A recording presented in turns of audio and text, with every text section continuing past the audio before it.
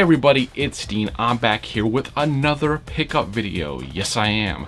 So today we're looking at some stuff I actually picked up fairly recently and also from Neon Retro Fest. Got a couple of neat things from there. I figure I'd share with you guys and maybe get some footage in of that wonderful, wonderful convention. It was a lot of fun, and let's see what I got.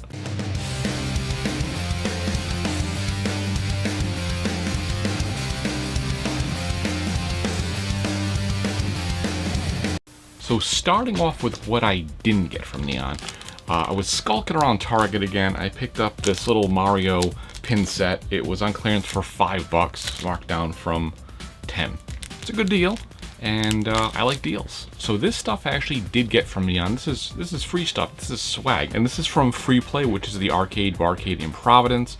I've talked about them before. We have the 8-Bit Bazaar there for the Computer Museum, and I gotta say that this is some of the most high quality free swag ever. It's like a nice kind of heavy patch. This can koozie thing, which is, you know, really nice for free. And also on my hat I have this pin, which I'll get a close-up of. Got that from there too. I also picked up a few other really kind of neat pins. Got a PlayStation pin and a comic book pin made from like old comics, so that's pretty cool. Sometimes science helps us solve problems and do amazing things, and sometimes it helps me turn on a fan without having to get up. I picked up issue number 3 of Captain N, and I didn't really get too much into Captain N comic book wise back when it was, you know, new, but I did love the TV show, you know, with those representations of like Mega Man and Kid Icarus and Mother Brain. You know, stuff that I don't think they could even do now with the whole like copy, you know, who owns what copyright. I don't think they're as forgiving now, and you really wouldn't see that. I did pick up this music CD from the 8-Bit guy. He was at the convention doing a talk. He had a table on afterwards. I spoke to him for a couple minutes, got a picture, and got this soundtrack of some of his cool music and some other artists making similar stuff. Other stuff I got to peek in on, this was just like the flyer of the convention itself with like the map on the back. I'll get a close-up of that. And then I got some little cards. They had like a ongoing movie set up there. So they had Viva Amiga playing, which is a really fun movie. Peeked in on that, and also peeked in on this Arcadia film. So I didn't get to see all of this one, but this looks really cool. I'm gonna check that out later as well. In the course of editing this video, I actually had gone to do some yard sales, so I actually picked up a few more things to show you guys. First thing is this Sony standard size, you know, cassette recorder. Has all the, you know, recording functions, speaker. It's in really good shape. It had old batteries in it, but they didn't leak, and it looks really nice. I want to test this soon and see if it works decently. Picked up another McDonald's toy. This is a Yoshi Spinner. That's all it does. It spins. There you go. PS2 game, HSX. I'd never heard of this game. Seeing just the label and the artwork on it, it kind of reminded me of Extreme G on the Nintendo 64. So I picked it up based on that. This was actually only $1. And these two last things I got, nothing super important. A guy had a portable DVD player I was gonna buy for $2. He tested it first, it didn't work. So I still offer him $1 for these two cords. So this is the 9-volt adapter with a, you know, standard pin type connector on it, and then we have a 12-volt adapter with the same connector on it. And this, I believe, actually fits that TV that I showed you guys, the one with the built-in DVD that runs on DC. I think this fits it. So I want to test that soon and just see how that works. And I picked up this guy here. I don't know what this is. I think this is just for the film festival. I don't know. It's cinematic for the people. Whatever that is. I went picking in the trash again, and I picked up this. Look at this. Is a 5.2 amp Black & Decker drill, and it looked good. I grabbed it. I brought it home. I tested it. It works. I even used it to hang some stuff on the wall, drill some holes. I don't know why it was trash, but free drill. Yeah. Not that I don't already have a battery powered drill, but a plug-in one's fine. What if you don't charge your batteries and you need a drill right then? You got one. So yeah, I had an amazing time at Neon Retro Fest. I was there as a, you know, presenter, vendor, whatever you want to call it, for the Rhode Island Computer Museum, but I got to, once our setup was done, which was an amazing setup, I'll show you some pictures of that here, just all of our stuff set up here.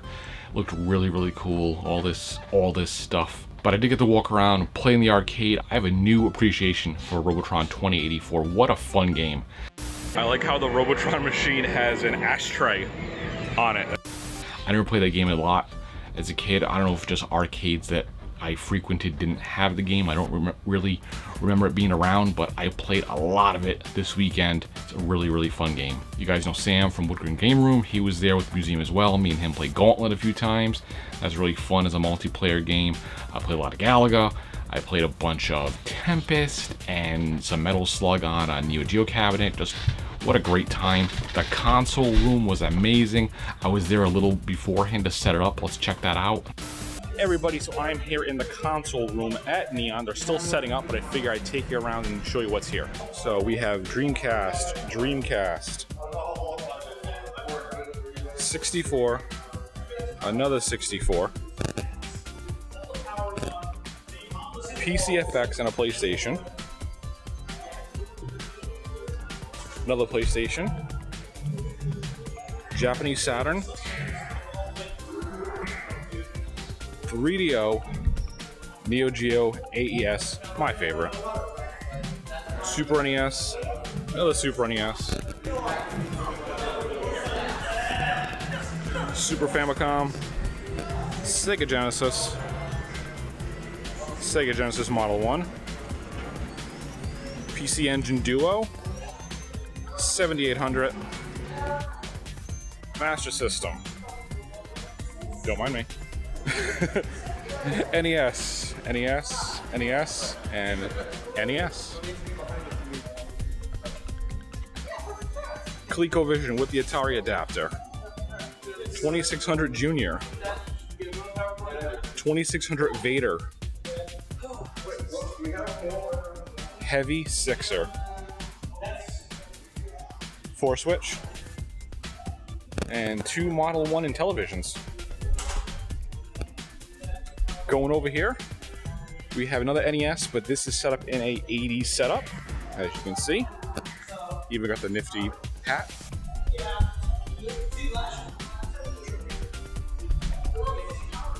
Going to a 90s setup, got the Genesis right there.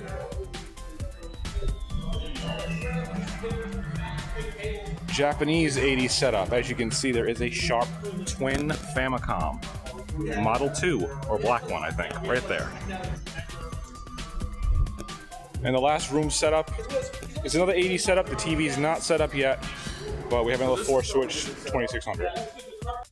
And that was just a really fun time. Went back in there a few times. As you can see walking through, they had a PC Engine Duo there, and they had an EverDrive in it with, you know, game ROMs of TurboGrafx games. They also had some like homebrew stuff on it, and the TurboGrafx PC Engine port of Mega Man 2 is flawless. I've never played it before, but holy crap, it is a perfect port from the NES. Alright everyone, so that is the pickups, that is the stuff I got. I hope you like seeing it. I know not a whole lot, too much this time, but still a little bit of swag, a little bit of comics, and a drill. What? As always guys, thanks for watching.